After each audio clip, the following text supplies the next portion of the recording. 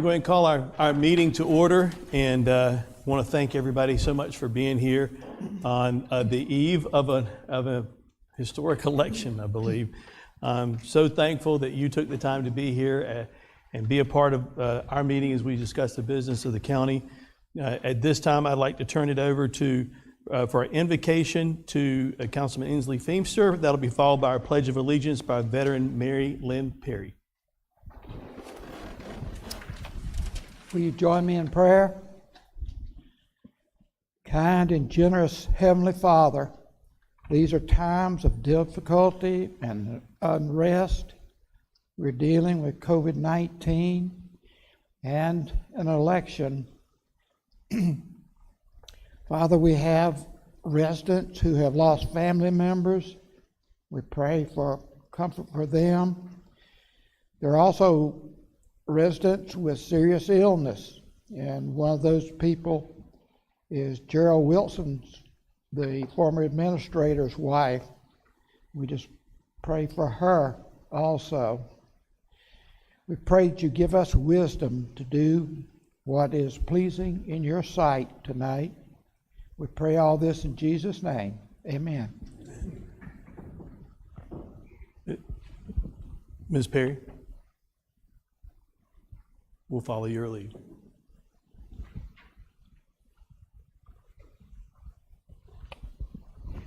Pledge Allegiance to the flag of the United States of America and to the republic for which it stands, one nation, under God, indivisible, with liberty and justice for all. Ms. Perry, if you don't mind waiting right here, I'd like to come down and present you with something. You guys can be seated. And then I'm gonna come back here for the picture, but I'm gonna come around there.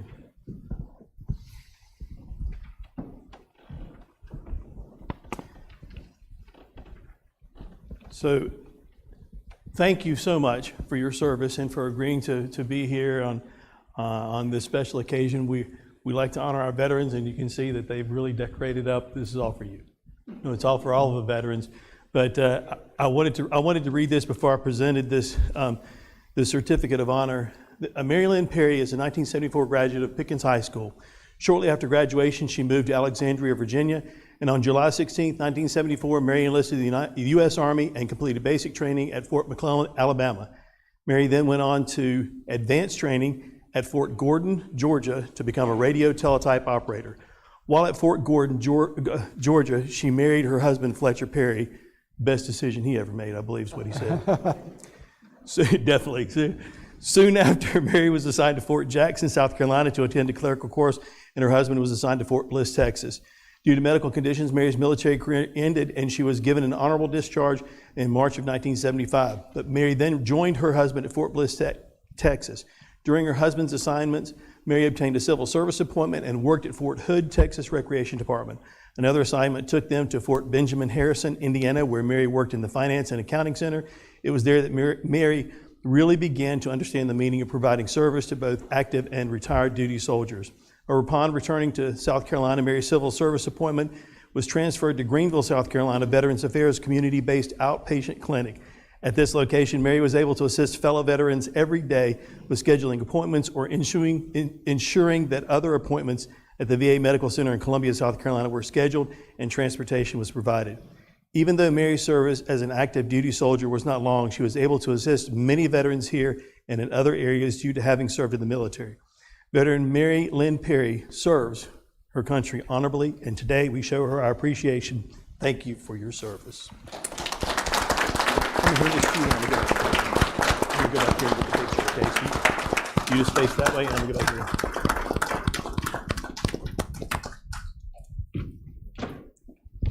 I'll come behind you that way. I'm still okay. What?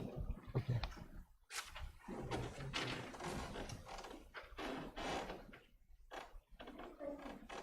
Thank you again. Please, another round of applause.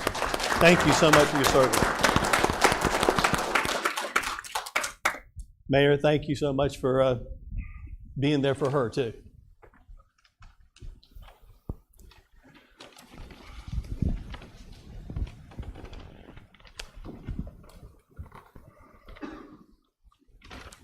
All right, we'll move to item number 2, which is when we're going to hold our public forum. This is the public's opportunity to give feedback to council on issues that you deem important.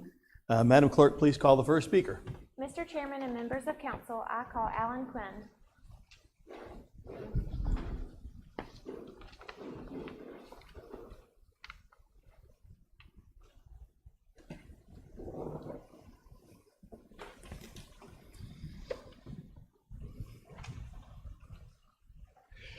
My name is Alan Quinn from Easley.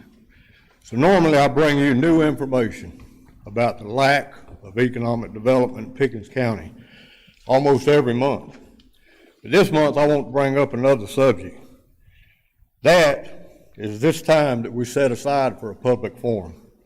We're given just 3 minutes to give input, which I do a lot, although it's a short period of time. On many occasions, after I give input on lack of economic development here, a member of council or our acting county administrator speaks after I'm finished to deflect and refute by giving information that is not relevant to what has been presented. In every case, this has been those of you that I consider to be very liberal and progressive. And you always try to say economic development in Pickens County is okay, which it's not. If you are one of these members, you know who you are, and you should know economic development is not okay here, and we are consistently last of the 6 counties that surround us that also belong to the Appalachian Council of Governments. I repeatedly asked to be allowed to respond to these inputs, but the chairman of council has repeatedly denied that opportunity. I'm here tonight to ask any member of council to please make a motion during the motion period and new business that the political forum rules be added to the next committee of the whole meeting this month so it can be resolved. I don't have a problem with your deflections, but I would just like to have a chance to respond. In fact, I invite your information because in all cases so far, I can easily refute the additional information you have given as being off subject and not applicable to my offered information. When this happens, I have to use my 3 minutes next month to come back and restate the information and refute your input. Again, I would also like a chance to respond as I am the only person that I have witnessed that this happens to. I have discussed this with some of you individually, and we'd just like to have an opportunity to discuss it with all of you at the next meeting of the whole this month. Fair is fair, and I look forward to a motion tonight so this can happen this month at the committee of the whole meeting. So I yield the rest of my time unless you have any responses tonight. Thank you, Mr. Quinn.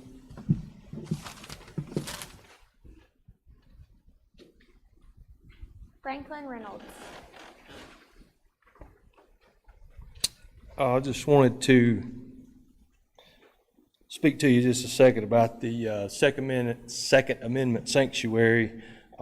We need to support that for Pickens County, and we need to get that on the move and make sure we pass that because we need all the help we can get with our Second Amendment. Every time we turn, it's under attack. So we need to move with that and make sure we can do all we can with that to, again, support our Second Amendment. Thank you. Thank you, Mr. Reynolds. Jonelle Raines. Conservatives of the Upstate membership has major problems with this present fire fee ordinance. The top reasons we oppose this ordinance are, number one, when you take local control away from a community, it is never a good thing. Each fire district knows their own community's needs better and can distinguish better what is a need versus a want. Number two, you can only give us an estimate of how much our fire fee will change, and this plan will make it easier for taxes to be raised on all of us going forward, regardless of our district's needs. This is a net tax increase, and we are already taxed enough.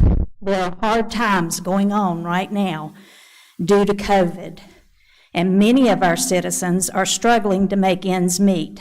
Plus, God only knows how bad the economy will get if Biden is elected. He's already told us taxes will go up if he's elected. We think you should table this ordinance till after the elections. Number 4, the plan screams social justice, where people who have bigger homes will be forced to pay for those with smaller homes.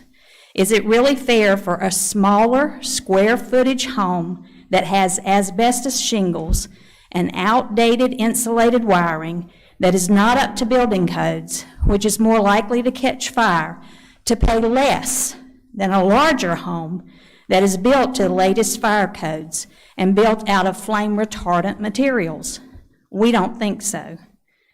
If we must have a fire fee because the taxes you already collect aren't enough, then we think a flat fee that everyone pays for the fire service, regardless of the size of their home, is what you need to be considering. Finally, our members are 100% in favor of passing a strong Second Amendment sanctuary ordinance that has not been watered down.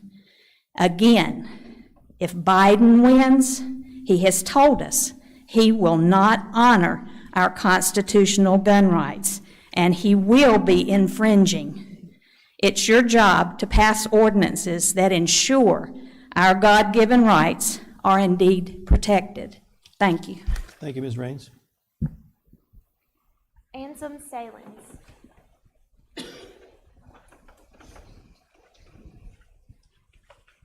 Well, good evening, everyone.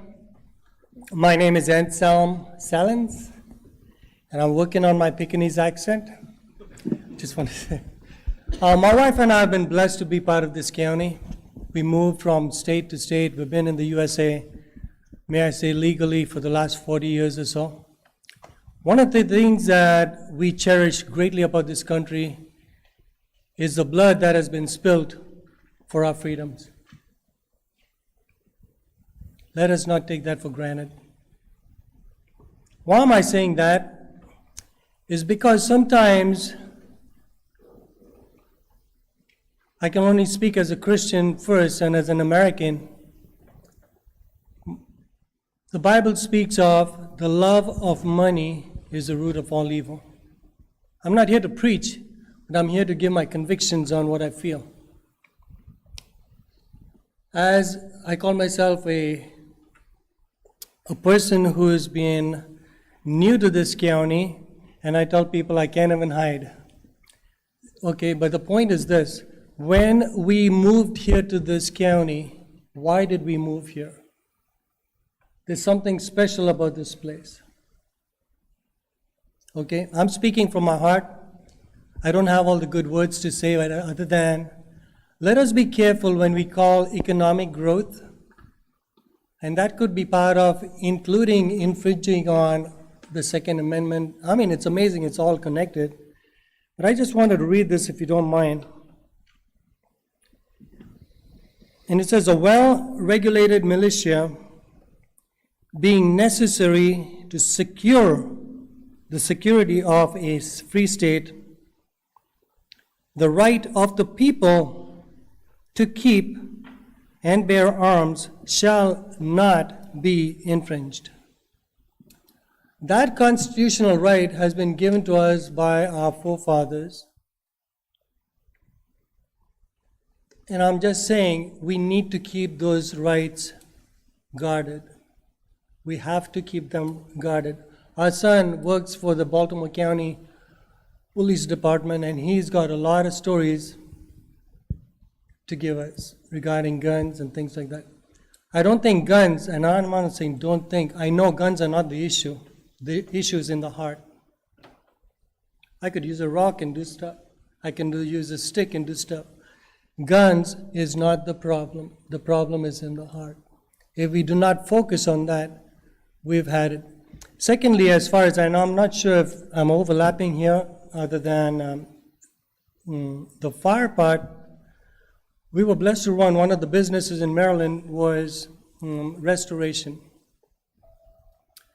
And in that restoration, it says, fires can be to a bigger home or to a smaller home. Most bigger homes have amazing alarm systems that actually indicate that there is a fire, and many of those homes that we used to go to was, it doesn't matter big or small, it was, the fires were contained mostly in bigger homes to a smaller area than the bigger ones, okay? So thank you, sorry to have taken extra time here. Thank you very much, sir. Bill Pauley.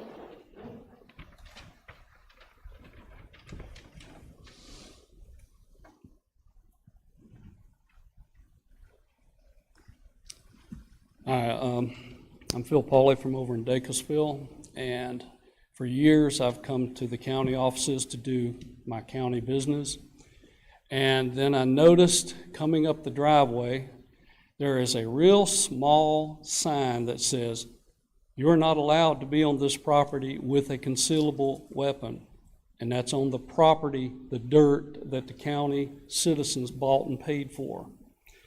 And so I researched the law, and the law says that on schools, universities, publicly owned buildings, and I'm just paraphrasing it there, you're not allowed to bring a weapon, and I'm good with that, that's the law. But it does not apply to those folks who have concealed weapons permits, as long as they leave it locked up in their car or truck.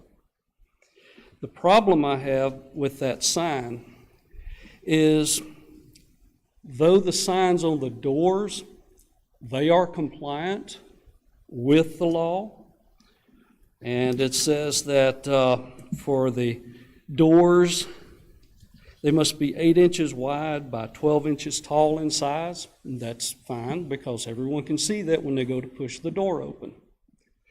The problem is the sign on the driveway. When you drive about 50 feet up the driveway, and you're locked in because you cannot turn around when you get to that sign, unless you're in a real big truck that you don't mind tearing up the grounds out there to turn around at the sign. That is a man trap. The sign for premises that do not have doors, AKA the dirt down there, by the law says that it's supposed to be 36 inches wide and 48 inches tall in size. The reason even the deputy didn't even know that the sign was there is because it's so small and no one notices it. But if you put a sign that is compliant with the law, everyone will notice the sign, and then they may want to come up here and make their opinions known about that sign to the council, but that's a different thing. Just to make sure that no one is caught in what could be, if it was me and my attorney would say would be entrapment, because you cannot turn around once you get to that sign, and say a deputy arrests you, and then your lawyer takes you and gets you out because they entrapped you, then your lawyer sues the county for the entrapment in the first place. So I ask that the county council direct that the sign be replaced with a compliant sign. Thank you very much. Thank you, sir. Melissa Winkler.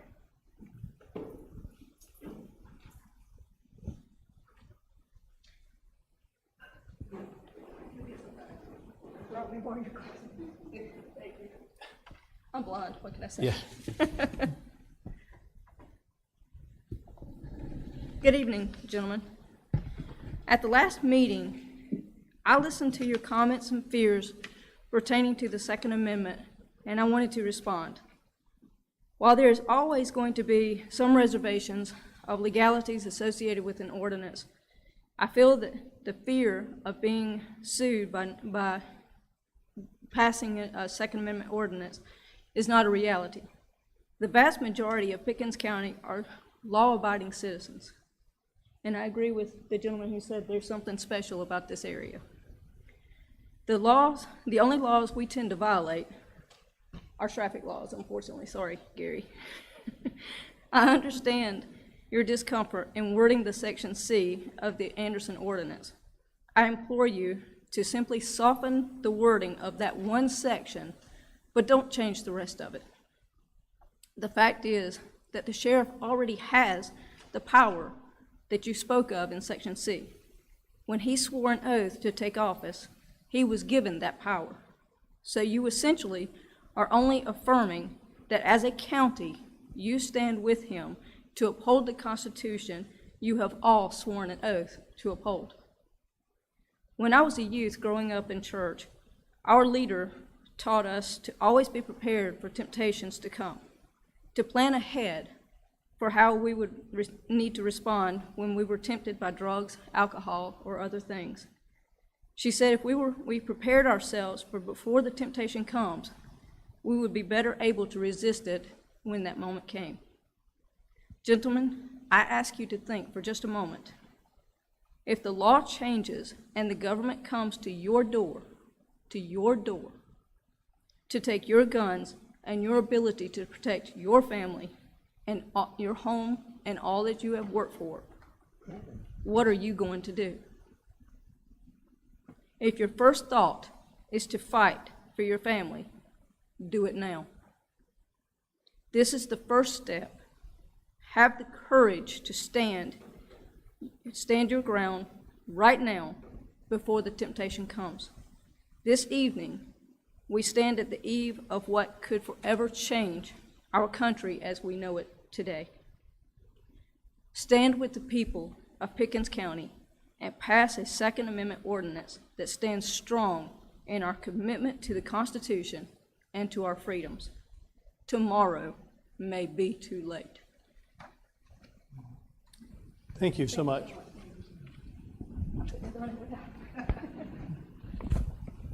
Mr. Chairman and members of council, this concludes the public forum. Thank you, Madam Clerk. We'll move on to item number 3, which is the approval of minutes. I'll ask for a motion approving the minutes for the October 5th meeting and then the October 19th special called meeting. So motion by Vice Chairman Bowers, second by Councilman Thiemster. Any discussion? All those in favor signify by raising your hand. That motion carries. Item number 4, Administrator's Report. Mr. Roper. Hang on.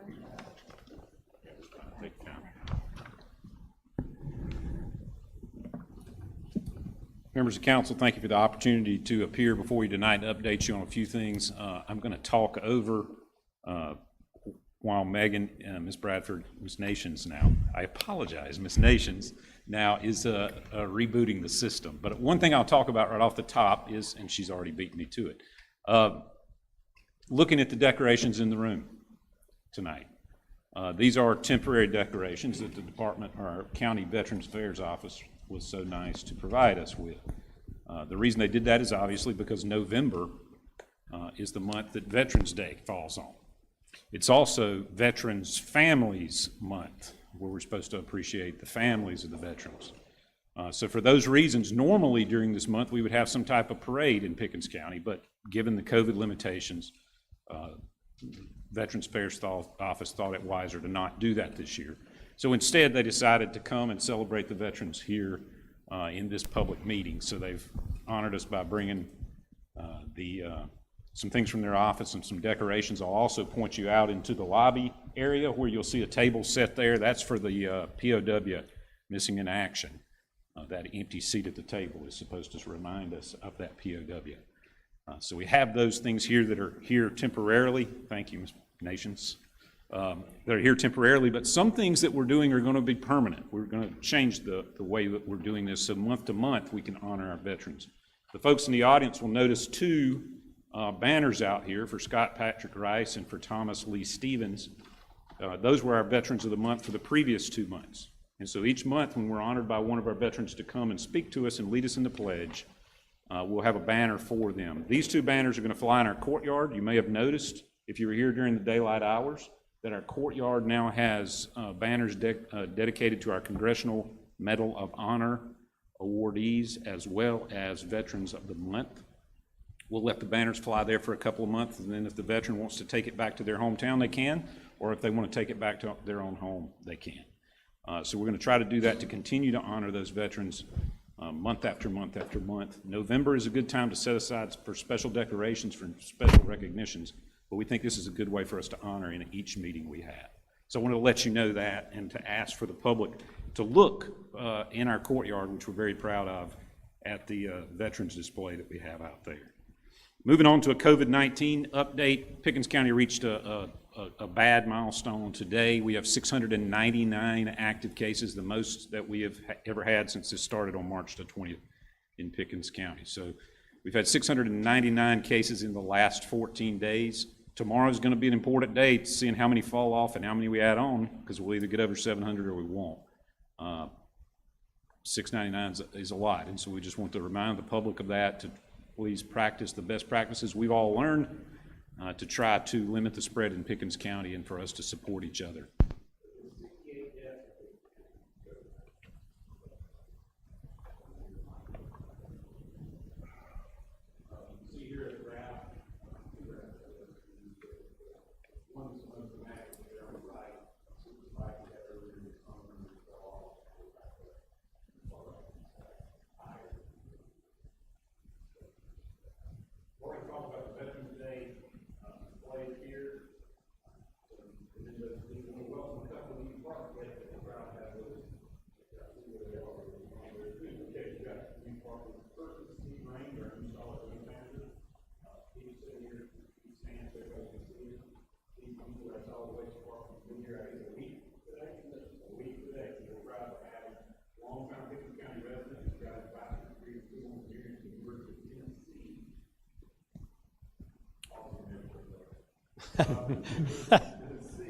I was singing Rocky Top in my head.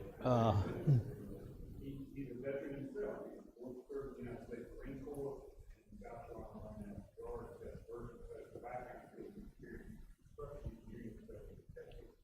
Outside work, supporting into our community, we go fishing, being outdoors, being out in Pickens County. We also go members. The middle of the Pickens goes up to the board on international singer-songwriters. Founding member of the local band, Old on the Board. Matt Kelly talked to me about seeing when he decided to hire Steve, get what Steve was excellent organizer. He was usually pretty tasked and responsible for the fair. He was not afraid to get his hands dirty to work through problems and build equally expectations to remember the options as well as successful people out there to minimize or eliminate the problem. Besides Chief and part of our public works team, works, as Matt Kelly says, serving all the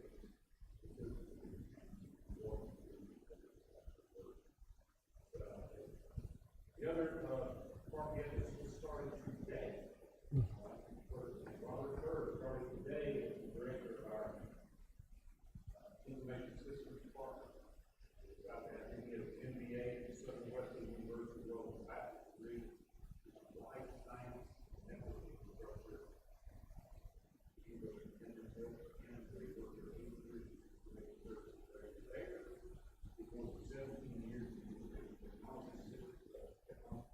He certified in several things that I don't even know how to pronounce. So I'm going to do that because it's not a question. He also leads in the community as leader of the technology industry in the church areas of the past. Lifelong Pickens County native, said he believes this position is an opportunity to give back to the county and to give them so much. We're excited to have these two. Clark has to do this for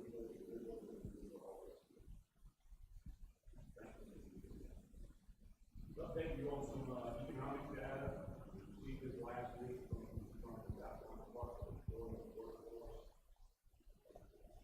What they've given us is the updated Pickens County report. Pickens County right now is 3.5% employment rate. Received that well ahead of where the state is. Thinking about that, but I think this shows us data over the last few months. You can see starting on the left, the light green Pickens County, dark South Carolina, and the light gray in the United States. You see from these lines, Pickens County tracks along with the state of South Carolina. In COVID, we did. You see that in March, where the numbers are going. Pickens County didn't have as much impact locally going forward as the state of Florida. In fact, our numbers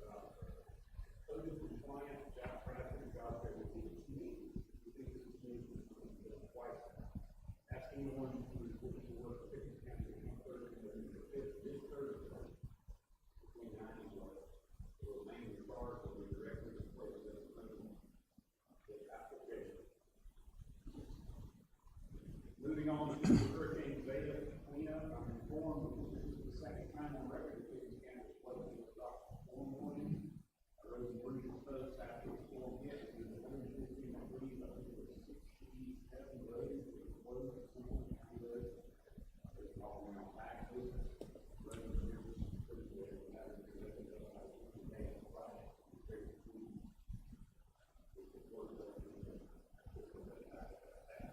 Let's go 87 trees that identified as being on the side of the road, those are the county. Support state. Here's some images from that cleanup. You can see this was heavy work in some instances, where we had to have heavy equipment out to handle the cleanup. And I know many of us saw that storm move through quickly and do an incredible amount of damage just here locally. From my own point of view, I was without power until Sunday afternoon, so it was a great relief. I know many of the other people in the room have been similarly struggling to get power back, so we're glad that that's back. One thing that we're excited to show today is that our grinder has been repaired last week, and our solid waste crew worked through the weekend to get caught up. This is a picture from just today, the grinder operating, and the relatively clear yard waste field. You'll see here the grinder in operation making mulch, which we then give away for free to the public. And then this picture is a good, important picture that I know everyone is excited to see. This is a citizen, taxpayer, Pickens County, coming to unload his yard debris from his yard. So that happened today. We know there was some confusion about that, and we apologize for that confusion. Make sure we communicate better on that in the future. But we wanted to let council know and the public know that we're back to accepting waste, this type of waste, at our facility, and we are grinding, not as we speak, but we'll be grinding first thing in the morning again. So I wanted to report that back to you. Bit of good news, the Grant Meadow Overlook. Now, you may not know it by the name, the Grant Meadow Overlook, but if you think about the most photographed natural feature in the state of South Carolina, it's right here in Pickens County. It's Table Rock. Most of the people take that picture standing on the side of the road, sometimes in front of the guardrail, sometimes in the middle of the road. Because of that, and I see several head nods, people have noticed that.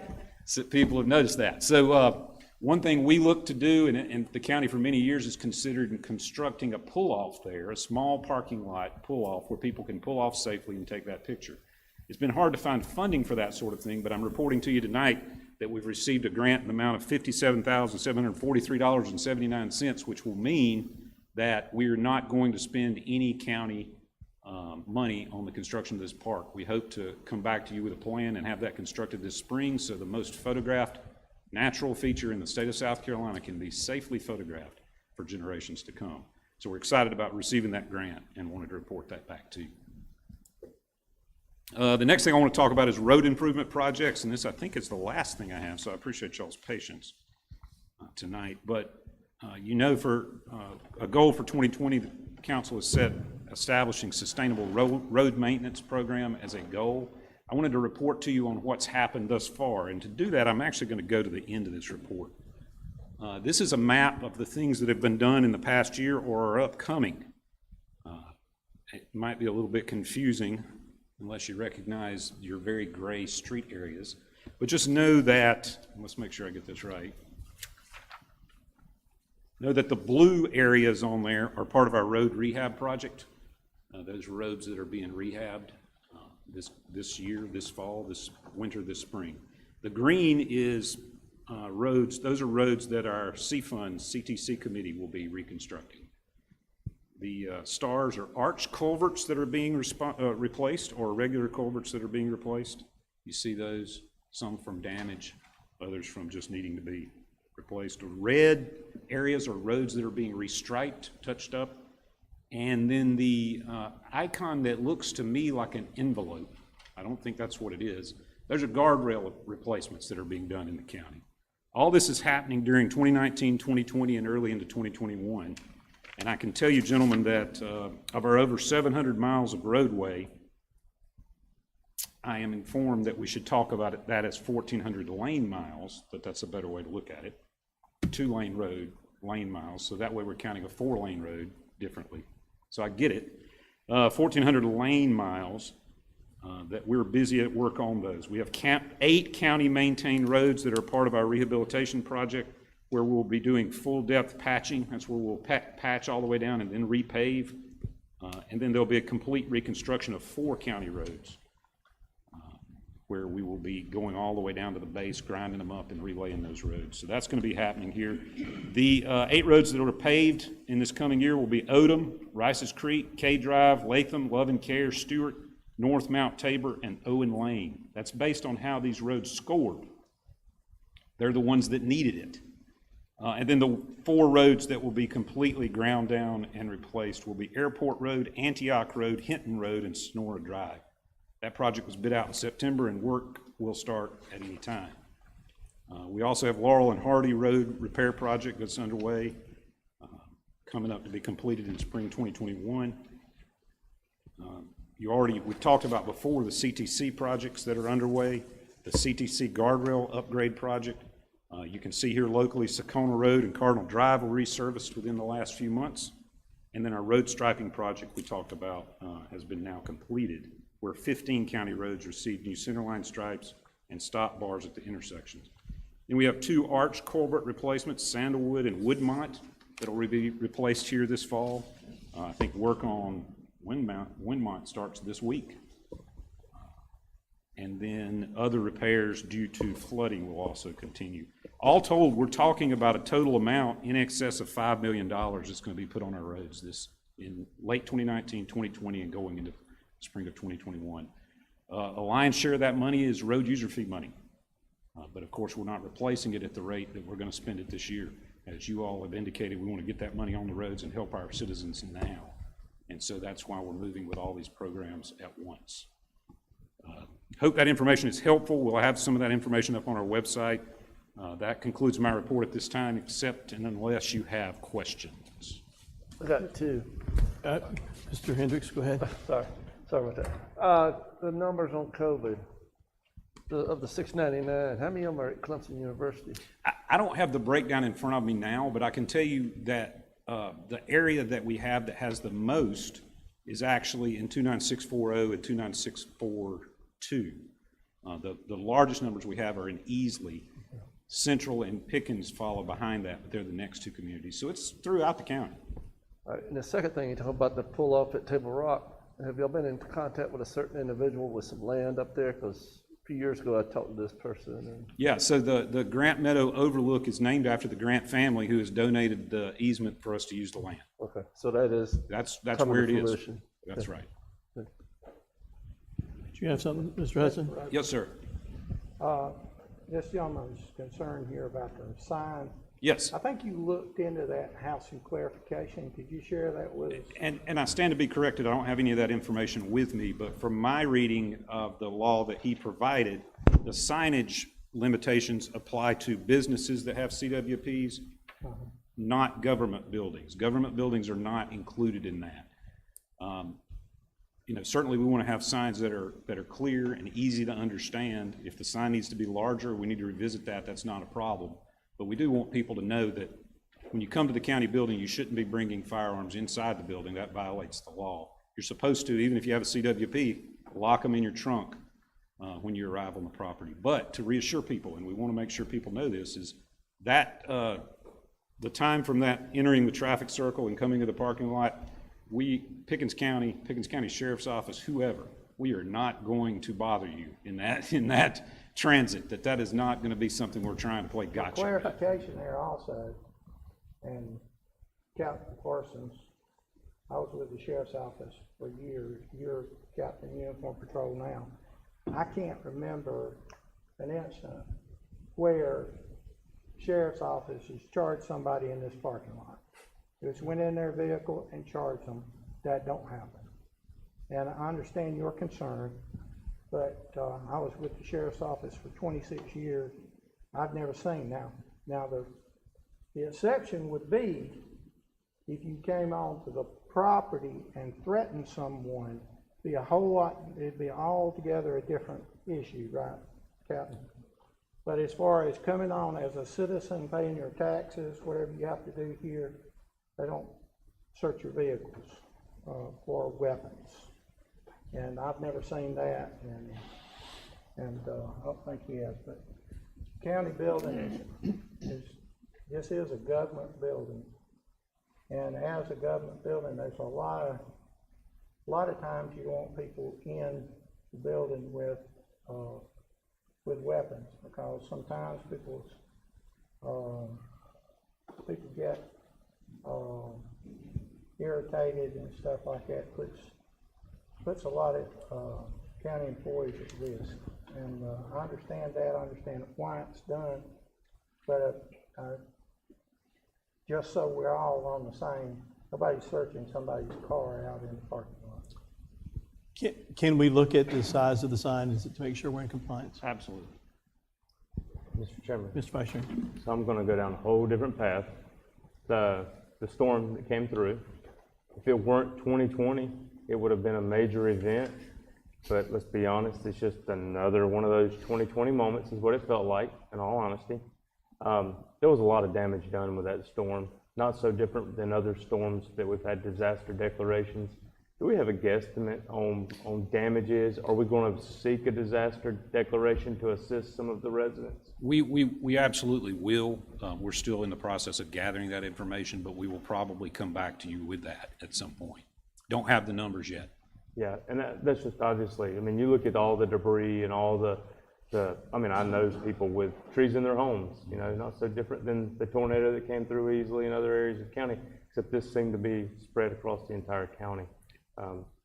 Another point I actually wanted to bring up, one of my big concerns is I don't like being blindsided. I don't think anybody in this room likes being blindsided.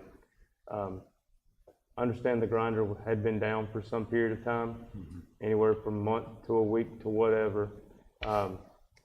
Is there a way that we can get that information when it occurs so that we're not learning that we're not doing something because someone said it on Facebook? I think being proactive in those situations is always better, no matter who it is, you know. Is there a way we can look into? I think so, and it's actually something we've talked about already as a staff is, you know, we need to make sure we're communicating this in multiple ways, because what we did do was we posted a sign when the grinder went down, which I think was the last week of September. So it was down for 30 days while we had to do some pretty extensive repairs to it. And I think the manufacturer, it had to be somebody specific that did those repairs. But so it was down for 30 days. We posted a sign at the facility, and the Public Works Department requested that we put information on social media. We're trying to figure out exactly whether that went up or did not go up. But regardless, we agree with exactly what you're saying, is we've got to do a better job of communicating that to the public. I was thinking about it as a customer. I didn't bring debris, but think about loading the trailer, driving all the way across town, taking your time on your Thursday or your Friday or your Saturday, and discovering they're not ready for you. You're trying to do everything right. So we've got to think about it that way, and we're going to work harder on that, Mr. Bowers. The comment that I personally received all weekend long was I was off on Friday because I didn't have power, so I spent the day cleaning the yard. I was off on Saturday. You're not open on Sunday. I was expected back at work on Monday, but my truck is slammed full of yard debris. What am I supposed to do? That's what I got, and I understand their frustration. I didn't have an answer for them at all, but I understand I would have been just as frustrated. I probably would have put it in front of the fence, but, you know. But we don't recommend that, by the way. No, I do not recommend that, but my frustration probably would have gotten the best. It's a valid concern, and thank you for that. Thank you. The only other, I have well, in a way to be proactive and communicate more, I don't have it in front of me, but I know that GPATS has a website that has all this road user information road information up there about every road in the county, well, in the whole upstate that's being paved. You can drill down and see whether it's a county road, a state road, or whatever. Will you look that up and please get that out to as many people as possible? Because I know that exists, and it's just as easy as a click to see what road's being worked on where, or the plans. We'll look into that. Thank you. Any other questions? All right, we'll move on to our next item.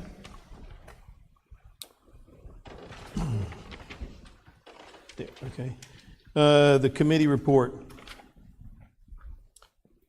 The Committee of the Whole met in the main conference room at Pickens County Admin Facility on Monday, October the 19th. Excuse me. Log number 151 is an ordinance number 590, amending the Uniform Ordinance for Fire Protection Districts as previously enacted by Ordinance 404, as amended by Ordinance number 405 and Ordinance number 571 to consolidate certain existing fee-payer fire protection districts through the creation of a new unified fire protection district and other matters related thereto. The motion was made to move it out of committee for third reading, taking in the amendments that were noted and read in the ordinance and addressing the city issues for Liberty, 6 Mile Central, and Easley, as it stated in this amended ordinance, and to also add the amendment titled Fee Schedule, making notes that this would be a sample of what the current year levy fees would be. Before we enter into public hearing, I did have a letter from Councilman Whitehurst that I'd like to read to all of you. Dear Pickens County Council members and the citizens of Pickens County, unfortunately, due to a work-related conflict, I will not be present for the final reading of Ordinance number 590, amending the Uniform Ordinance for Fire Protection Districts to consolidate certain existing fee-payer fire protection districts through the creation of a new unified fire protection district. I'm requesting this letter be read as a part of the meeting and entered as a part of public record. County Council has been working towards a fair and better fire fee structure for the past several months. Council has had extensive debates and conversations throughout first and second readings of this ordinance.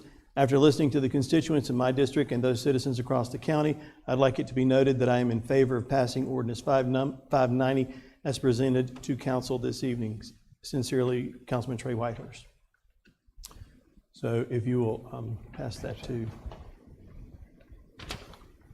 our clerk. And at this time, I'd like to, before we do third reading, gavel us into public hearing on this ordinance. So we're now in public hearing. Madam Clerk, we have anybody sign up to speak?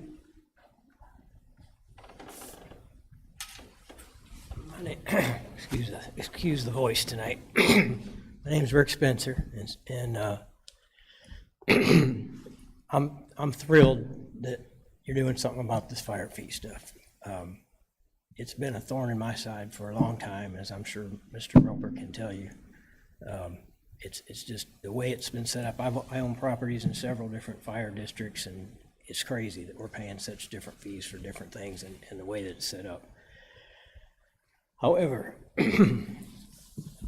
as glad as I am about the fact that something's being done, I would hope that you'd reconsider charging by the square foot, charging a variable fee by the square foot. That doesn't take into account the possibility of a fire at all. As Janelle mentioned, you've got large houses that are well built with modern wiring, and they're not very likely to have a fire that'll be paying 50% or more than a smaller house that's waiting to burn. There's a lot of mill houses around that are made out of wood with poor wiring, and there's an accident waiting to happen. I know that it's too complicated to go through and rate every building by how likely it is to burn. I know, I understand that. But looking at the sample fees and the numbers that have been talked about, you talked about a flat fee of $105. Looking at the sample fees, and I know these are samples and not 100%, but they're going to be in that ballpark. It ranges from $90 to $156 depending on the size of the house. by the numbers in front of me here, you got just over 5,800 people that will be paying $90. Everyone else will pay more than that, $105. So the $5,800, or 5,800 people would pay $15 more with a flat fee. 24,000 people would pay anywhere from $7 to $51 less, and you get the same dollar figure either way. This doesn't put one neighbor against the other because their fire fee's, $40 more. And like I say, I understand that you cannot go and rate every place according to how likely it is to burn. It's too much to do. But I think the $105 or the approximately $105 fire fee, flat fee, is a much, much better way to go. And I'm not the only one. There's an online survey that was conducted on social media, and the results were about 2-for-1 favoring the flat fee. 64% were in favor of the flat fee over the variable fee. I would love to know what size the houses were for the people that answered that, but there's no way of doing that.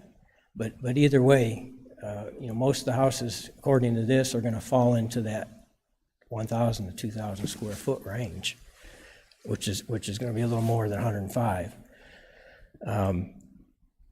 I just hope that you put this vote off and reconsider some of this. Do a little more research. I know you've done it. You've done a tremendous job of trying to get it out to people, but I don't think they're getting it.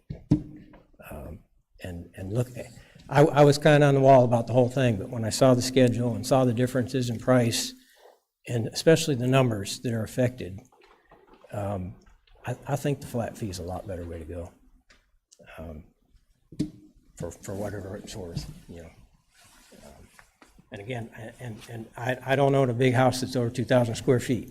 My houses are all well under 2,000 square feet. So I'm not telling you that because I'm going to be paying $156.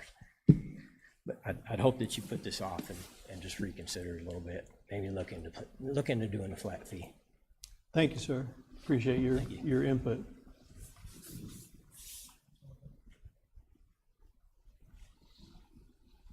All right, seeing that there's no one else, we'll call our public hearing closed.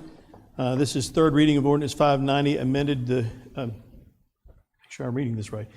Third reading of Ordinance 590, amending the Uniform Ordinance for Fire Protection Districts as previously enacted by Ordinance number 404, as amended by Ordinance number 405, and Ordinance number 571 to consolidate certain existing fee payer fire protection districts through the creation of a new unified fire protection districts and other matters relating thereto. I ask for a first and a second before we enter into discussion. So moved.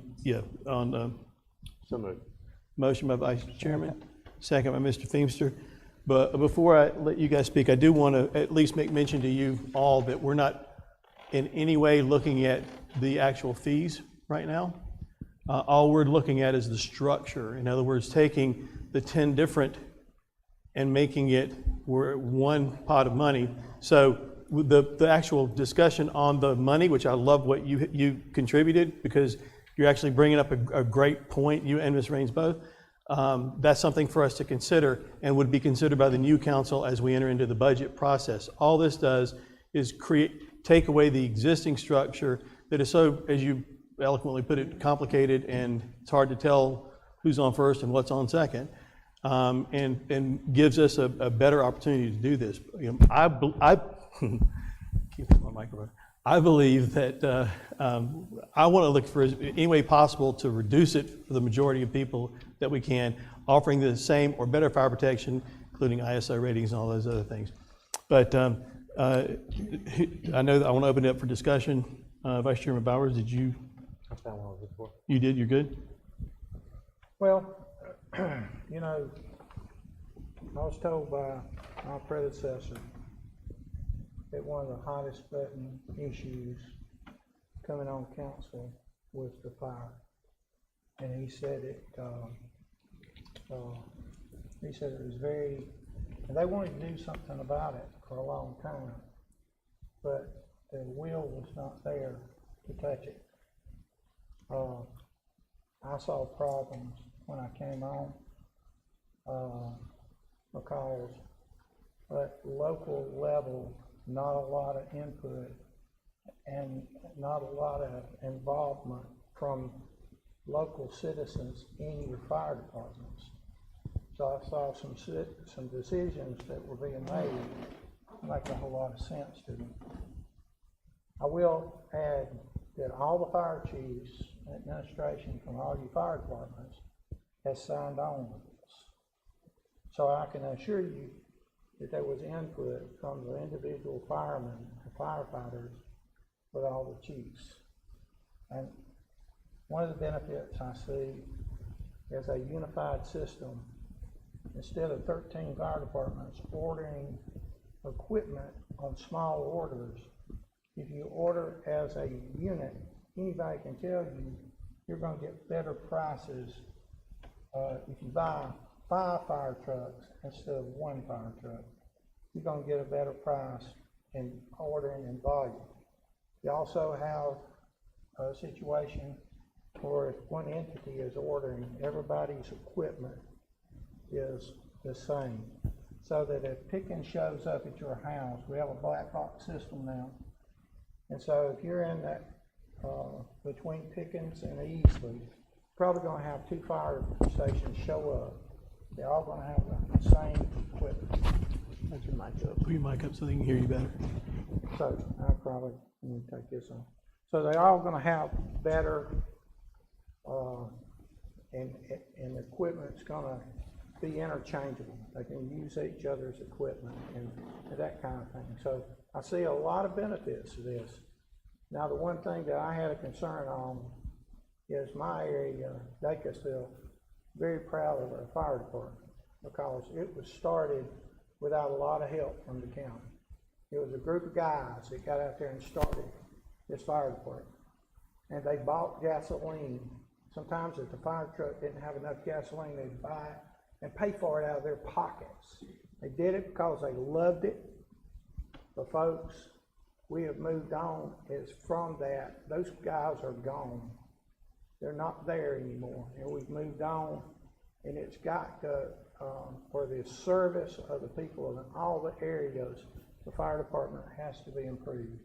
I think this is a step in that we're not spending any more money, but this is a step of consolidation that will benefit. Now, I noticed that there was a couple of people said, well, you know, I think you need to keep it local because you don't want it to become a bureaucracy. And I understand that. A lot of it's who you put in, you vote in. You vote people in that's going to look at those situations. And you vote people in that's going to make sure that don't happen. I don't want Dacusville Fire Department to lose their identity because they have a great identity. Pickens, Wes, I can tell you this, Wes looks after Pickens very strongly. Wes don't want his departments to lose their identity. I think this system, really and truly, if it goes forward from this point the way we intended it, I don't think you'll find that happening. I think other circumstances, as the county's growing, need more efficient fire protection. I think this is the way to go. And I hope I'm right, and I hope I'll be going off here in a couple of months, but I hope people that sitting in these seats are going to continue with that. You know what, Councilman Hudson, I was just thinking when you were talking, excuse me, one of the first meetings we went to with concerned citizens in Pickens County, a lady stood up and said, I wish you'd take this on because I can't afford fire fees to continue to keep going the way they're going. And I live in a mobile home. I have a single wide trailer. Yeah, I live in a single wide. And I'm paying as much as a guy that lives in a huge house down the street. And the future council will take on the fee portion of it, but this at least puts the structure in place to where we could. It's gonna be up on you guys to make sure it continues the right way. Yeah. And one other Yes, sir. thing I'd like to add, and Councilman Hudson, you hit the nail on the head, but the fire districts, and this, I won't have a say in this after December, but the fire districts, like for Shady Grove or wherever it says Shady Grove, Pickens Rural, it says Pickens Rural. These guys in Pumpkin Town says Pumpkin Town on the trucks. Right. These guys take great pride in that, and they don't need to lose their identity even though they're under one umbrella. So that's my going out request for this. that they keep their identity on the trucks. It's minute in some people's eyes, but for these guys that put their lives on the line, it's important for them. And it's important for that community to know that, you know, the Pumpkin Town guys they live with are going to show up their house when they need them. It's going to say Pumpkin Town. It means something to them, and I hope that's not lost. Thank you, Councilman Finster. One of the things that I am interested in is the volunteerism that we have here. And by keeping these fire departments, I think you were about to get on this, these fire departments will do a whole lot better if they have their own identity, and people will be a whole lot more likely to volunteer. Otherwise, we'll have to hire a whole bunch more people, and it'll cost a whole lot more. Thank you, Mr. Finster. Any other discussion? Mr. Chairman, just for Yes, the sir. record, former Chairman Willis, Yes. who I replaced, this was one issue that she said was an issue before we were sworn in. Yeah. Councilman Whitehurst has gone on record to say it's been an issue as long as he's been on council, and it's something that needed to be addressed. I do believe it will bring efficiency and a streamlined process, but anybody that knows anything about the fire service, and I look to these two gentlemen back here in uniform right now, one of the largest fire departments in the world, the New York Fire Department. If you go around to the different areas in New York, they've got their, it's true they say NYFD on them, but they've got their, whatever it is that makes their house Their special. district, yeah. And if they can do it, I don't know why we can't do it here in Pickens County, and I think that's important. You guys hit the head, nail on the head. That's important, and it is something that I don't foresee being an issue because it is a pride thing. Great. Any other discussion? All those in favor signify by raising your hand. And this motion carries. Our next item was log number 159, Second Amendment Sanctuary Proposal. Councilman Hudson made the motion to move out of committee for second reading and then recommit back to committee for further discussion. Seconded by Vice Chairman Bowers, carried 5-1. So this constitutes second reading of ordinance number 593, reaffirming Pickens County support for the Second Amendment and other matters related thereto. No second is required because it comes as a recommendation from the committee. Is there any discussion? Well, there were some of the folks out there was at some of the meetings, and there was some discussion. And a lot of times when we have these discussions, it seems like we're arguing. I'm pretty passionate about this. I think it's I actually had a heart attack. Yeah, you did. Debating it. And this guy right here probably went a long way to save my life. But having said that, I agree with Melissa. I think we need to have a strong language. I think when we go back to the committee, that's what we're going to be discussing. And so we talked about this. I think every one of us pretty much knows what the other thinks on this. So it's going to be a situation of hashing out a language that's accepted. And so. Any other discussion? Just for the record, I am in favor of that Second Amendment ordinance, just for the record. Well, the good news is you get the chance to vote on it. So That's good, but I want y'all to know that I am. all right. All those in favor of this the second reading of the, I keep going to say Second Amendment, the second reading of the Second Amendment Sanctuary Proposal, log number 159, please signify by raising your hand. That motion carries. On to the other item was log number 132, which we ran out of time before we could get to that. And now, let's see, that concludes our Committee of the Whole report. Give me a second to jump to our next. Next is council correspondence. Does anybody have any correspondence to share while I look up my notes? Of course y'all don't. Okay.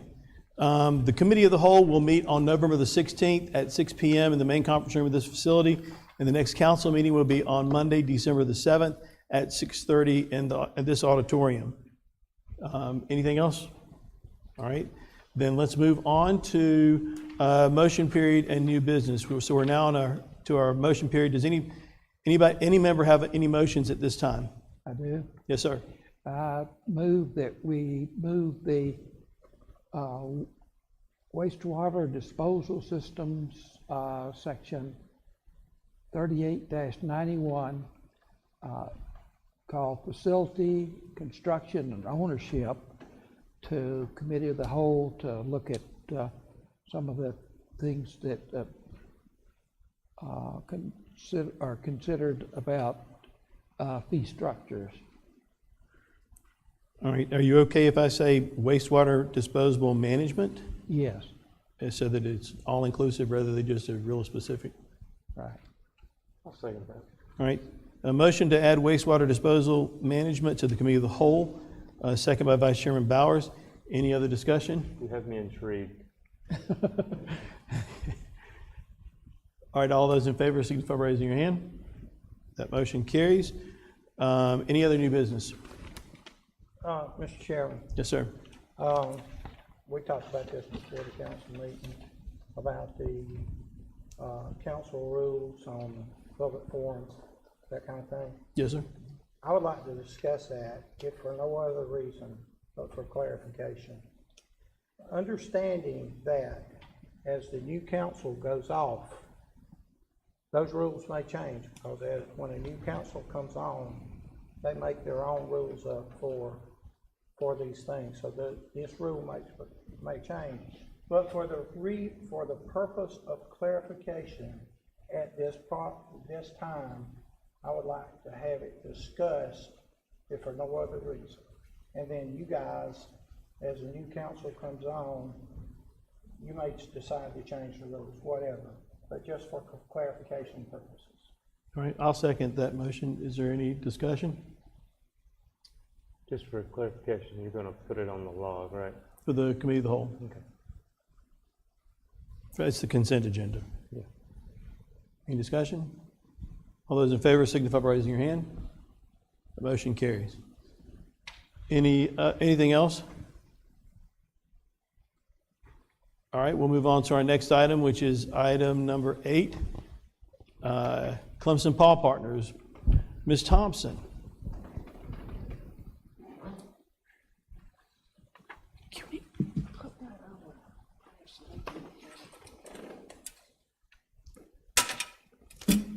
Yes, sir. You brought props. Can you pull up the plan? Ryan, you come up here.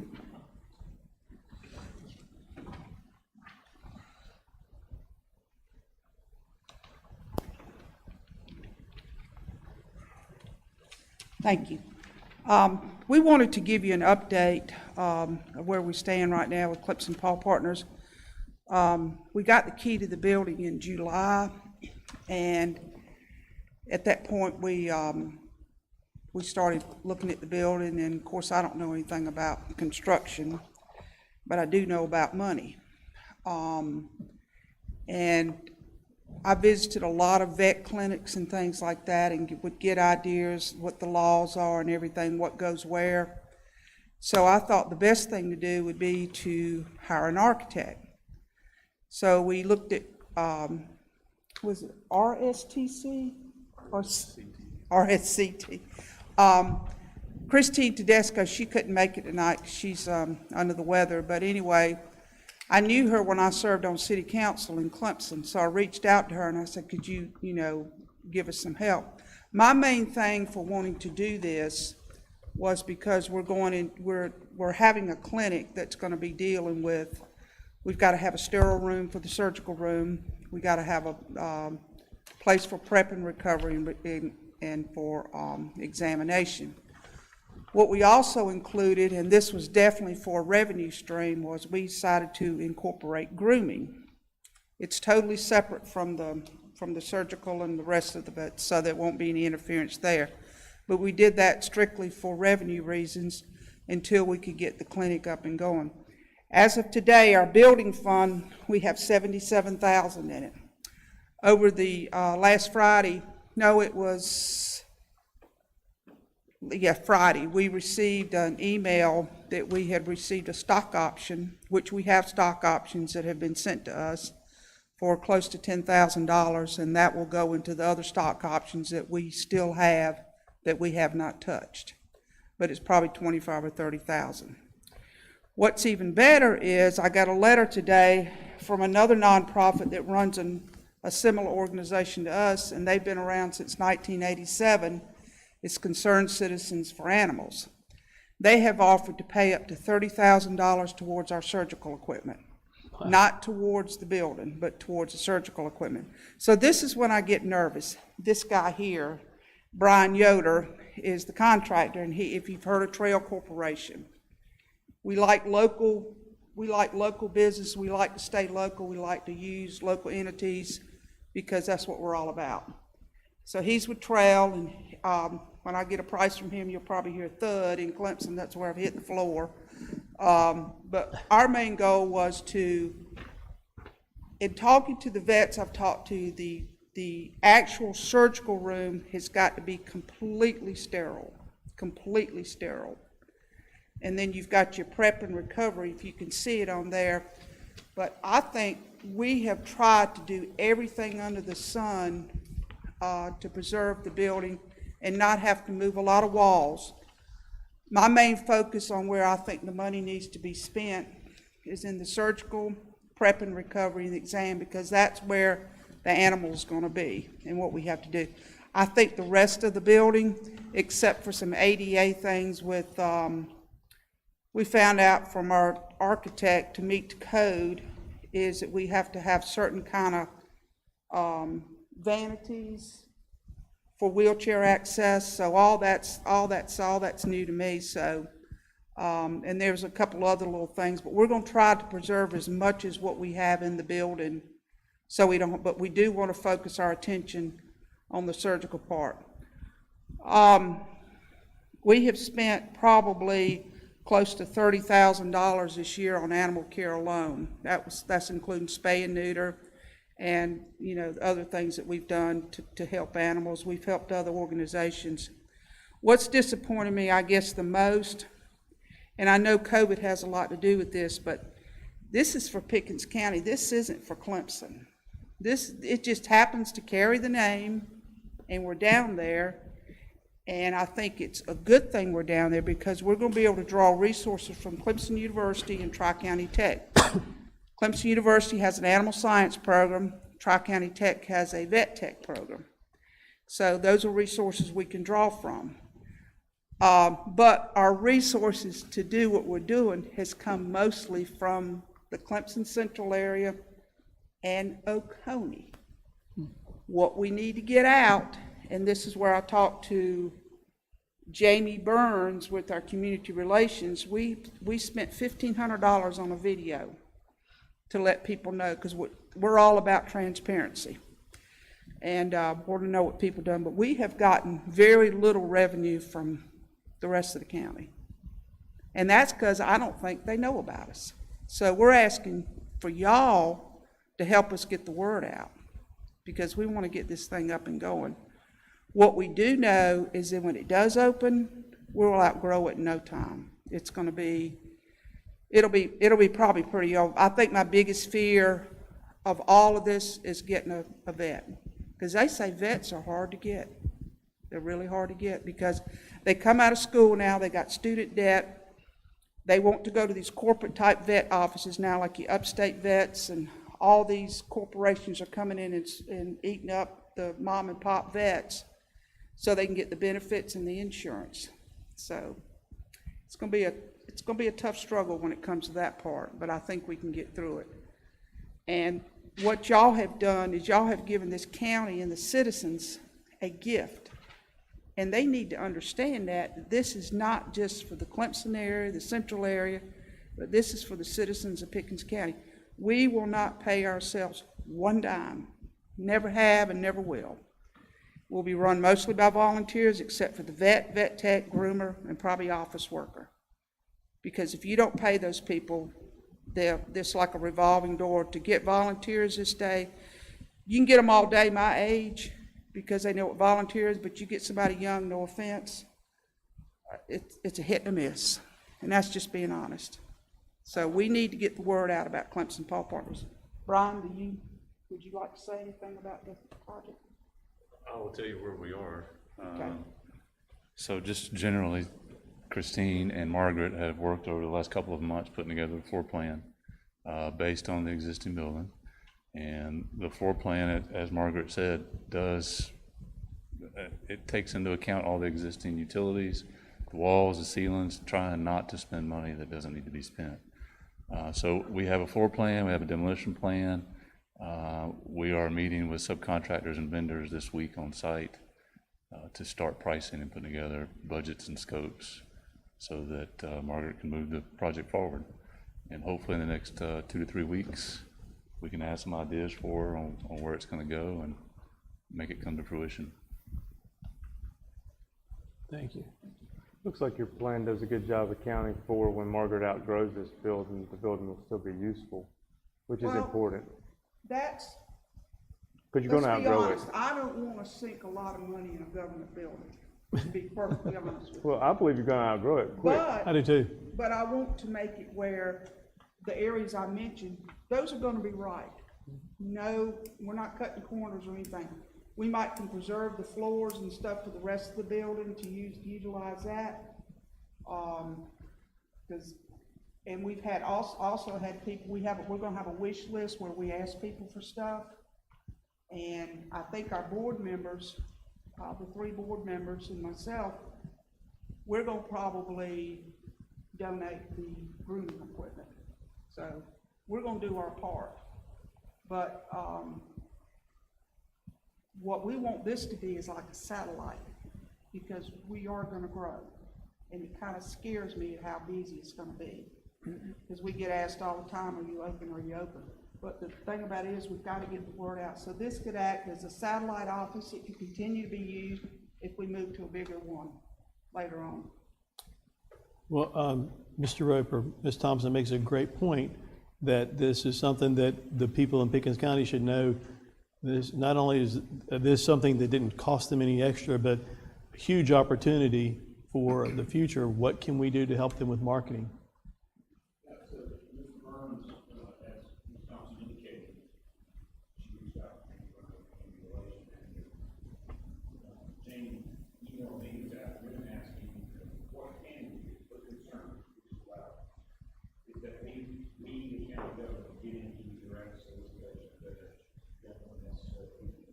No, but we can tell the story though of what we've done. Exactly. I responded to her to say what we need to do is exactly the words we use. We need to tell the story of the partnership, and that'll tell the way the public. Right. Well, one of the things I would say to Margaret and I have been friends forever. People in Pickens County need to know, a lot of times people ask for money and they want you to give your money to them where they can do something with it. That's not Margaret's story. Margaret has put her personal wealth in this first and spent thousands of dollars because this is something that she believes in. So I think people are more apt to donate to something like that when they know the person that's asked for it has already put their money where their mouth is, so to speak. Well, this is no, when I reached out to Jamie, I think she can, and it's certainly not, it's to get the word out, what we're about. We're not, but we've got to get the word out to let people know, because I think if they knew more, they would be willing to help us more. I agree. But there's one more thing I want to show, because I know people are ready to go and I'm ready to go too, so. I wanted somebody that has donated to our organization, continues to help. She and her daughter, that's our logo in the middle, but we would like to get permission from y'all if we could put this sign out in front of the building We could have just put Clemson Paul Partners, low-cost spay neuter clinic. That's not what I wanted to do. I wanted to put Pickens County, low-cost spay neuter clinic, and then have our logo in the middle. And I wanted to get permission from y'all because that person is willing to pay for the sign. It won't cost the county anything. All right, is this something that we need to vote on? Or? That's what I thought. I just wanted to get permission But while I before we did appreciate, anything. you have been incredibly transparent in everything that you're doing, and we are so thankful for that. It means a lot to be able to work with an organization to do that. Mr. Feimster. And we'd love for you to stay around at least for a little while and tell these folks more about what No, you're doing. I'm going home. Because I've heard enough of y'all, and y'all have heard enough of me, and I'm ready to go home. So, and Brian, I'm sure, has come a lot further than I have. But Ms. Thompson, thank can I thank ask you you. a question? Sure. Just because this is my ignorance. When I go to PetSmart, they ask me if I want to donate $1 today or whatever, right? Do you guys No, plugged into any of that? no, we don't get, I think it goes to the, I don't know for a fact, but I know at Petco down in Clemson or in Seneca, a portion of that money goes to the Oconee County Humane Society. I don't know if PetSmart here goes to our local Humane Society or not. But I tell you what, and this is one thing that'll get my feathers ruffled. If you're collecting money to make a living on your nonprofit, it's wrong. I agree. It is wrong. I'll never do that. I would be more inclined, and I hate to say that I don't give my $1 when I go to PetSmart, but I'd be more inclined to if I knew it was going to an organization like this. Same thing, Amazon Smile or any of the rest of them, you know. I just didn't know if you were plugged into any of those, because there again, that's something that we could share with others. You trying to say something? Okay, well, you stretching. Hey, Ms. Thompson, do you Yes, have sir. a garnet and black sign? No, we don't pick losers. Oh. We pick- Extra money if you said that? Nah. Listen, we fix those Gamecocks too, don't you worry. We don't ask for those people they pull for. I'm We gonna fix have them to, too. LSU. I'm gonna have to And we gavel thank down. Trail, and you know, Trail's a very, very, very well-known name, so we know what we're getting from them, it's gonna be done right. Yes, ma'am. Well, listen, thank you so much. Thank I know you. you're wanting to get out of here, and thank you all for being here to present this. We really do appreciate it. Next is our update on the ongoing broadband initiative. Mr. Roper. Thank you, members of council. This will just be a fairly quick update. If I may take the board from her. Thank you, Megan. Ms. Nations. Just to update you on the broadband initiative, this is something we've been talking about on a staff level for some time, and to refresh your memory just a little bit, Mr. Ray Farley with Alliance Pickens came up with this idea back in the spring. He came to me and asked if it would be okay if he worked on that, because he said this is economic development. This is something we're hearing from the industry. So he started the process of learning what he could, ultimately bringing me and some members of my staff into the education process, and it's something we've worked on at multiple events as a county staff with people as diverse as Billy Gibson and other people that have been involved with it throughout, learning what we could. But to update you on that, one thing that has changed is we can stop being, I guess, coy about something. Very early on in the education process of learning what was going on, we learned that Blue Ridge Co-op was looking at getting into the business of providing broadband. Something they haven't done before. And so they were looking to get into that business. And they were very upfront with us, provided that we kept it confidential, that they were looking at entering into a contractual relationship with a company called West Carolina Telecom, now West WC Fiber. West Carolina Telecom is a co-op like Blue Ridge is, but they asked us to keep that quiet while they worked out the deal. We continued our conversations with them, looking how we could incentivize it, and we anticipate bringing a package to you all on December 7th that you can actually vote on to help move this process forward. But from now, we just wanted to update you now that West Carolina Telecom, WC Fiber, and Blue Ridge Co-op have made it official that they're cooperating in this endeavor. And this is a photo from their press conference. We're allowed to tell you all that. The reason this is exciting news for us is that WC Telecom, if you'll remember this map, black means fiber. Black means best technology available is broadband fiber.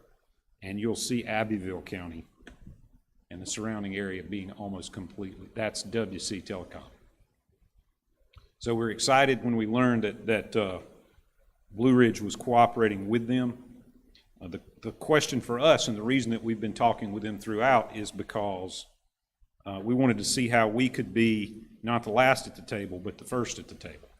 And so we're trying to look at ways that we can incentivize to get things to our citizens, get this type of technology to our citizens as soon as possible. And that's the kind of incentive package we hope to bring you on December 7th.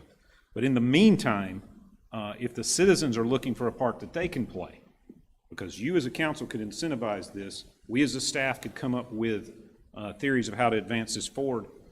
Blue Ridge and West Carolina at the end of the day are going to go where it makes the most sense to them. They're going to follow the demand. And so one of the things we're asking people to do is to help us bring broadband to Pickens County. And so you'll find this information on our website and on our Facebook page. Go to gigupblueridge.com, gigupblueridge.com, create an account and request broadband in your area. It's no commitment, you're just saying that you would like to have this option. I have a question. So in other words, let's say I'm not in the Blue Ridge area. Does that matter? It doesn't matter for this. Now, you're not going to be signing up to get Blue Ridge electrical service. This is a different thing. Right. This is going to be Blue Ridge providing broadband, and they have the ability to do that throughout the county, not just in their service area. So, right. So you, regardless of whether you're on some other power provider's area, that's going to be separate from this broadband. So the area doesn't matter at this point when it comes to the fiber. That's right. So you sign up and express your interest anyway. That's what we're going to continue over the next few weeks asking the public to do, because we want to go to Blue Ridge and to WC Fiber and say, look, the demand's there, the political will is there, we're ready to move forward. So it's a multi-pronged approach is what we're asking people to do. For clarification, Mr. Roper. Yes, sir. This, the recent statute change, is that why the service area no longer matters? It's my understanding, and I can't speak to every detail of that. Excuse but that, Mr. Hendricks, my apologies. And he may not be prepared for that. That being said, that's exactly my understanding, Mr. Bowers, is that is exactly the operative thing, that law has recently changed to give co-ops flexibility in this area to locate broadband service lines on power poles as well as in the ground. And that's a big thing for them making it feasible, is what we're told. But so you'll see a lot of this over the coming weeks before we come back to you in December. Regardless, we want to everyone to kick in and do their part, and let's try to get Pickens County to the first of the line. Cool. Any other questions? Mr. Feimster? I've toured Western Carolina's facilities, and I talked to the folks, and I think they're probably the best people in this part of the state to do that job. We've been very impressed in our dealings with them, frankly, because we sat down with an idea. You know, we as a staff were trying to figure out how can we spend taxpayers' dollars to help bring fiber to our community. And the reality is we don't need to, not this county, not this conservative county, we don't need to just write them a check and say, give all the public fiber. We need to have a legitimate public purpose to do that. And so the plan that staff worked up that I was really proud of is to connect our fire stations, our public buildings, our libraries, things like that, and by doing that, provide the backbone for fiber to be able to grow through our community. And we talked about that with WC Fiber, and they were very excited, very open. Just regret we haven't been able to share that excitement with you all, because we promised to keep that confidential till they were ready to announce it. Is that company a public stock company? It's a cooperative, just like Blue Ridge Co-op is. So it has members. Any other questions? Thank you, Mr. Roper. Thank you. Item number 10, consideration of resolution 2020-18, identifying a project to satisfy the requirements of Title 12, Chapter 44 of the South Carolina Code, so as to allow investment expenditures incurred by a company noted in the county as Project Jericho, acting for itself, one or more subsidiaries, affiliates, successors, assigns, lessors, or other project sponsors to qualify as expenditures eligible for a fee in lieu of ad valorem taxes arrangement with Pickens County, South Carolina, providing for other economic development incentives in connection with the company's project, and providing for any other necessary agreements with the company to effect the intent of this resolution and other matters related thereto. Ask for a motion and a second to consider Resolution 2020-18. So moved. Motion by Councilman Feimster, second by Councilman Hudson. Any discussion on this resolution? This is just basically the resolution to get things started with the Project Jericho, which we'll have an announcement shortly on. Anything else? All those in favor signify by raising your hand. That motion carries. So that takes us to item number 11, which is first reading and title only. Well, I just missed the whole page. I got it here. First reading and title only of an ordinance number 594 authorizing the execution and delivery of a fee in lieu of tax and incentive agreement by and between Pickens County, South Carolina, and a company known to the county at this time as Project Jericho, acting for itself, one or more subsidiaries, affiliates, successors, assigns, lessors, or other project sponsors pursuant to which the county shall covenant to accept certain negotiated payments in lieu of ad valorem taxes with respect to certain facilities in the county, the benefits of a multi-county industrial park or business park to be made available to the company and the project, the conveyance of certain property to the company, and the reimbursement to the company of certain incurred costs and other matters relating thereto. So I ask for a motion and a second to constitute first reading and title only. No, that's not that one. Sorry, I went to the wrong one. First reading and title only of ordinance number 594. Second. So moved by Vice Chairman, second by Councilman Feimster. Any discussion? All those in favor signify by raising your hand. And that motion carries. Now item number 12. This is first reading and title only of ordinance number 592 to convey certain real property formerly an SCDOT right-of-way located within the county of Pickens to Clemson University and matters related thereto. Ask for motion in a second before we go into a little bit of discussion and explanation. Motion by Councilman Feimster, second by Councilman Hudson. Mr. Roper, can you give everybody an update on this? This is first reading title only. You see, the Clemson University already provided all the documents. They took this through their process based on the resolution that this council passed back in 2019. Copies of minutes there, see that was passed. February 4th, 2019 council voted 6-0 to evolve, is basically the way it was described at the time. That section of the old highway to Clemson University. When we communicated that back to Clemson University, there was some confusion about ownership on the county staff side. Derailed it for a while, but now the Clemson University Board of Trustees has voted on that and asked us to pass an ordinance so we can convey our equipment. I look at it, and this is just my point of view on this document, because this is just cleaning up my previous action.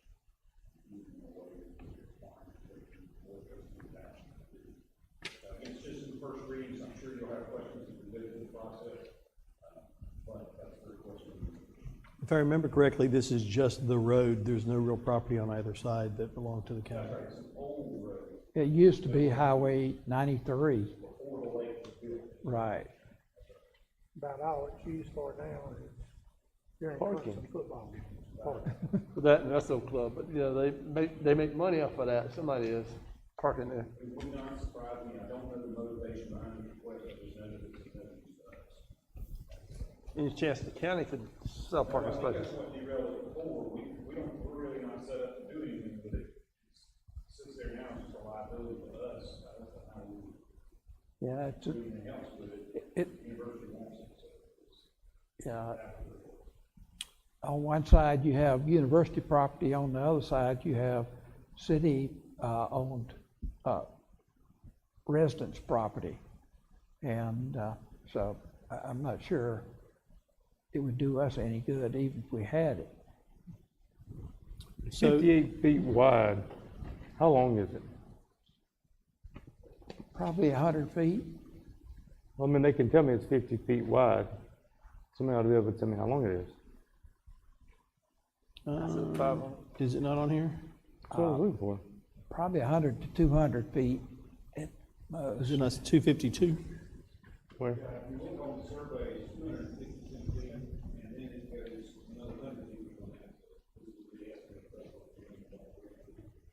350 feet. And part of that's under a dam. All right, well, this is first reading in title only. We can begin to look at it some more if you guys have other questions. But to get it started, is there any other preliminary before you look into it? All right, then all those in favor signify by raising your hand. That motion carries. Item number 13 is our consent agenda. So for the consent agenda, we have wastewater disposal management to committee of the whole, also council rules to the committee of the whole. Ask for a motion and second that we approve consent agenda items as presented. So moved. Motion by Councilman Feimster, second by Councilman Hudson. You said? Okay. Any discussion? All those in favor signify by raising your hand. And that motion carries. And guys, I don't know how long it's been since we've not had to go into executive session, but I am so thankful that we don't have to go into executive Mr. session. Chairman, I'd like to make a motion that we adjourn. I like that. Second. Motion by Vice Chairman Bauer, second by Councilman Feimster. Any discussion? All those in favor signify by raising your hand. And we are adjourned. Thank you.